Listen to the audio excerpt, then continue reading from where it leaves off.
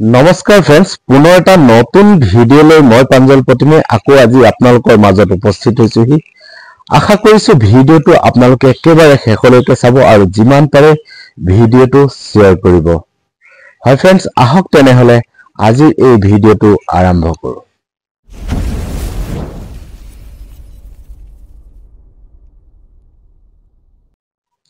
Friends, আজি আপোনালোকক ক'ব ওলাইছো অসমৰ অভিনেত্ৰী, সকলোৰে মৰমৰ অভিনেত্ৰী আইমি বৰুৱাৰ কিছু কথা, যিবোৰ কথা তেওঁ নিজৰ ফেচবুক লাইভত প্ৰকাশ কৰিছে।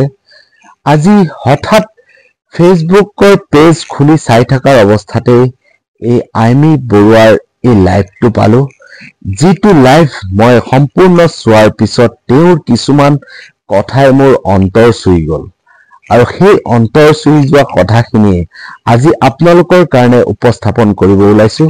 আশা কৰিছো আপোনালোকে ভিডিঅ'টো একেবাৰে শেষলৈকে সম্পূৰ্ণভাৱে চাব আৰু এটা ভিডিঅ'টোত লাইক কৰিবলৈ নাপাহৰিব আৰু যিমান পাৰে এই ভিডিঅ'টো শ্বেয়াৰ কৰিব। ফ্ৰেন্ডছ, আচলতে আমি প্ৰতি সময়তে সকলোৱে নিজৰ মাক দেউতাকক শ্ৰদ্ধা কৰি আহিছো, তাৰ মাজতে কিন্তু একাংশই সেই মাক দেউতাকক কিন্তু আলাইআথানি কৰা দেখা যায়।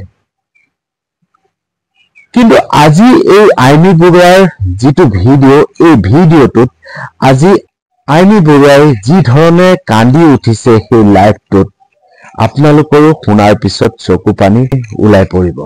হয় ফ্ৰেন্ডছ, ইমান ধুনীয়া কিছুমান কথা তেওঁ কৈছে, যিবোৰ কথা শুনাৰ পিছত আপোনালোকৰো শুনি থাকিব মন যাব। তেনেহলে আহক প্ৰথমতে তেওঁৰ সেই লাইভৰ ভিডিঅ'টো, অৰ্থাৎ ফেচবুক পেজৰ যি লাইভ ভিডিঅ', সেই ভিডিঅ'টো আপোনালোকে অকণমান শুনক। হয়তো গম পাইছে যে ঘৰত সকাম এটা হৈ আছে। সকাম মানে আচলতে বাবা নোহোৱা, মানে মোৰ দেউতা নোহোৱা আজি 6 বছৰ সম্পূৰ্ণ হয়, 7 বছৰত সোমাল। ভগৱানৰ ওচৰত প্ৰাৰ্থনা জনাইছো, বাবা য'তে আছে ভালে থাকক, শান্তিত থাকক।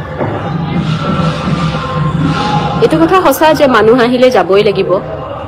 কাৰোবাৰ ঘৰত যদি কোনোবা ঢুকাই ময়ো গৈ সেইষাৰ কথাই কওঁ যে অন্ততঃ ভালে ভালে গ'ল, কোনো কষ্ট নোপোৱাকে গ'ল। গতিকে আপোনালোকে এতিয়া ভালে থাকক। কিন্তু এই কথাষাৰ ক'বলৈ বৰ সহজ, চাবচোন যাৰ লগত হয় তেওঁ কিন্তু এই কথাটো ইমান সহজকৈ ল'ব নোৱাৰে।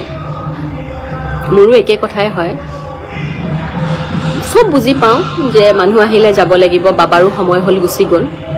কিন্তু তথাপিও যেন কিবা এটা আক্ষেপ থাকি গ'ল যে আৰু অকণমান দিন পোৱা হ'লে, কাৰণ বহুত কৰিব লগা থাকি গ'ল। ছোৱালী হিচাপে মই ভাবোঁ আৰু বহুত দায়িত্ব আছিল মোৰ, কৰিব পাৰিলোঁ হয়, কাৰণ নাজানো যে বাবা ইমান সোনকালে যাবগৈ বুলি। জানিলে চাগে তাৰ আগতে বহুত কিবা কিবি কৰিলোঁ হয়। ইউ আৰ ছ' চুইট বা love you Jia Moni, thank you Jia. এইটো কিন্তু সঁচাকৈ অন্তৰৰ পৰা কৈছোঁ, যিসকলৰ মা দেউতা এতিয়া আছে আপোনালোকক কওঁ যে মোৰ দৰে যাতে আক্ষেপ কৰিবলগীয়া নহয় আপোনালোকে। মই ইনষ্টাগ্ৰামৰ লাইভটোতো একেটা কথাই কৈছোঁ, খুব মৰম কৰিব মা দেউতাক, কাৰণ মা দেউতাৰ ঠাই কোনেও ল'ব নোৱাৰে জীৱনত। মোৰ বাবে মা দেউতা এবাৰেই হয়। মোৰ মা দেউতা আৰু মোৰ শাহুমাৰ বাহিৰে বা শহুৰ দেউতা বিয়াৰ পিছত মই নাপালোঁ, কিন্তু বিয়াৰ আগতে লগ পাইছিলোঁ তেখেতক। তেওঁলোকক মা দেউতা বুলি মাতাৰ বাহিৰে মই পৃথিৱীত আন কাকো মা দেউতা বুলি কেতিয়াও মাতি পোৱা নাই আৰু নোৱাৰো। কাৰণটো হ'ল যে মিছাকৈ কাৰোবাক মা বুলি মাতি যদি অন্তৰৰ পৰা অনুভৱ কৰিব নোৱাৰো, সেই কথাটো কেতিয়াও কৰিব নোৱাৰিম। কোনোবাই হয়তো কেতিয়াবা মা পাতি লয়, তেওঁলোকৰ বিশ্বাসকো মই আঘাত কৰিব খোজা নাই, কোনোবাই হয়তো গ্ৰহণ কৰিব পাৰে। কিন্তু মোৰ বাবে মোৰ মা এগৰাকীয়ে, দেউতা এজনে, বাবা এজনেই আছিল। আৰু সেই সময়ত যিমানখিনি পাৰোঁ চেষ্টা কৰিছিলোঁ, বাবাক ৰাখিব নোৱাৰিলোঁ। আৰু হঠাতে মানে অসুখ হ'ল আৰু 7টা দিনৰ ভিতৰত গুচিয়ে গ'লগৈ। আজিও মোৰ এনেকুৱা লাগে, বিশ্বাস কৰক, আজি ৰাতিপুৱা এনেকুৱা এটা সময় হৈছে, মই ভাবি আছিলোঁ মানে বাবাক আৰু কি কৰিব পাৰিলোঁ হয় চাগে, কি কৰিলে চাগে বাবা থাকি গ'ল হয় নেকি। এই আক্ষেপটো ইমান থাকে নহয় যে এইটো কৰিলে কেনেবাকৈ থাকি গ'ল হয় নেকি বাৰু, এনেকৈ কৰিলে বাৰু, মানে ইমান অসহায় লাগে কেতিয়াবা। কোনোবাখিনি এনেকুৱা লাগে যে মোৰে ভুল হ'ল নেকি বাৰু, ক'ৰবাত চাগে মই আৰু কিবা কৰিব লাগিছিল নেকি চাগে।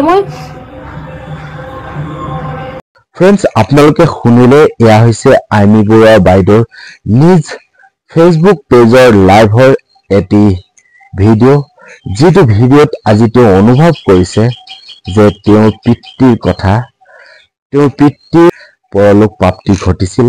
তাৰ পিছতে আজি তেওঁলোকৰ ঘৰত সকাম পাতিছে আৰু সেই সকামৰ সময়তে আজি তেওঁ যিবোৰ কথা তেওঁ উপস্থাপন কৰিলে ফেচবুক লাইভৰ জৰিয়তে, সেয়া কিন্তু মোৰ অন্তৰ চুই গ'ল। হয়, যদি কাৰোবাৰ পিতৃ এতিয়া বৰ্তমান জীয়াই থকাৰ অৱস্থাত হেৰাই গৈছে, অৰ্থাৎ মৃত্যুবৰণ কৰিছে, তেওঁলোকেহে এই কথাবোৰ অনুভৱ কৰিব পাৰিব।